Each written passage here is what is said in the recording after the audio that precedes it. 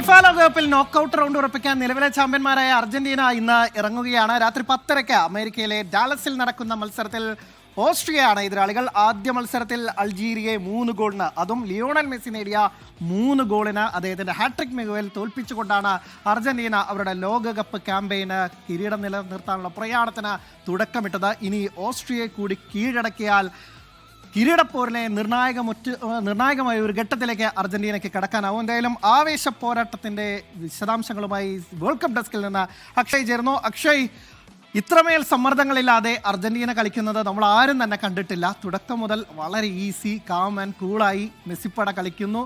മെസ്സിയുടെ ബൂട്ടിൽ നിന്ന് തന്നെ 3 ഗോളുകൾ വരുന്നു. അങ്ങനെ ആദ്യ മാച്ച് ഡേയിൽ അൾജീരിയക്കെതിരെ എല്ലാം അർജന്റീനയുടെ വഴിക്കായിരുന്നു. ഇനി ഓസ്ട്രിയയെ കൂടി കീഴടക്കിയാൽ ഒരു അടുത്ത ഘട്ടത്തിലേക്ക്, അതായത് നോക്കൌട്ട് ഘട്ടത്തിലേക്ക് പോകും. ഇന്ന് എന്ത് പ്രതീക്ഷിക്കാം അർജന്റീനയിൽ നിന്ന്?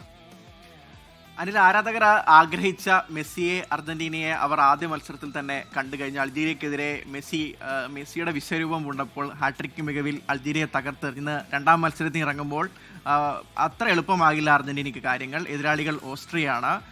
അൾജീരിയയെ പോലെ അത്ര അനായാസമായിരിക്കില്ല അർജന്റീനയ്ക്ക് മത്സരം എന്ന ഉറപ്പാണ്. അതിലെടുത്തു പറയേണ്ടത് അവരുടെ ഹൈ പ്രസ്സിംഗ് ആണ്. ഓസ്ട്രിയ ഹൈ പ്രസ്സിംഗ് നടത്തുന്ന ഒരു ടീമാണ്. അപ്പോൾ അർജന്റീനയുടെ മധ്യനിരയും പ്രതിരോധ നിരയും ഇന്ന് നന്നായി പണിയെടുക്കേണ്ടി വരും. അത് ആ മികവിലേക്ക് അവർക്ക് ഉയരാൻ കഴിഞ്ഞില്ലെങ്കിൽ കാര്യങ്ങൾ എളുപ്പമാവില്ല. പ്രതീക്ഷിക്കാത്ത പല ട്വിസ്റ്റുകളും സംഭവിക്കും. ഇനി അർജന്റീൻ ടീമിലേക്ക് വന്നിരുന്ന ഒരു മാറ്റമാണ് നമ്മൾ പ്രതീക്ഷിക്കുന്നത്.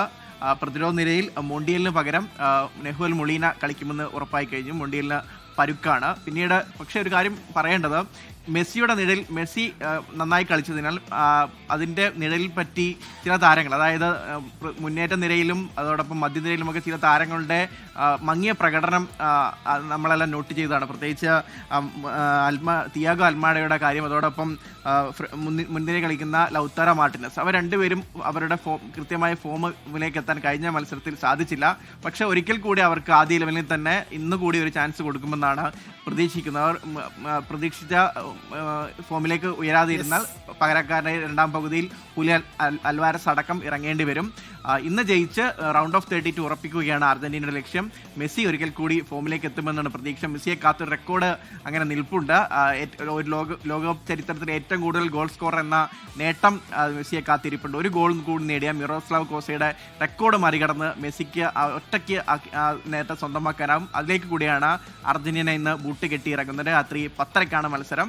അർജന്റീന ജയമുറപ്പിച്ച് അടുത്ത റൗണ്ടിലേക്ക് മുന്നേറുമെന്നാണ് ആരാധകരുടെ ആകെ പ്രതീക്ഷയും. അനിൽ,